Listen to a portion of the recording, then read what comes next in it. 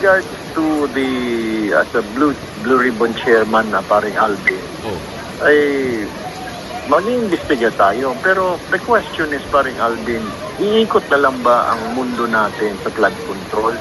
Can't we move forward? Marami pa namang problema na dapat imbestigahan. Fine.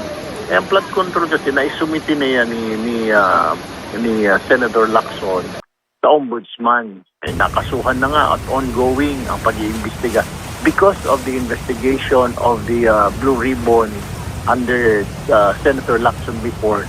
Ongoing ang investigation ngayon ng Ombudsman. At isa na nga, di ba, nakasuhan si Senator Jinggoy. So, and several more others na.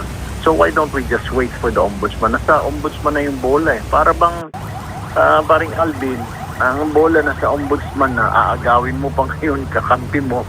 Magkakampi tayo, aagawin ko para ako ang tumira, ako mag-lay up, ako mag-shoot. Hindi naman namin trabaho yung paring Alvin sa Blue Ribbon. Ang Blue Ribbon is to investigate in aid of legislation. Yan, kung puro flood control na lang, paano naman mangyari? Yes, there's accountability. Pero the Ombudsman is there. That's his job, diba? To prosecute. Kami naman to investigate lang. Iikot na lang ba ang mundo natin sa flood controls?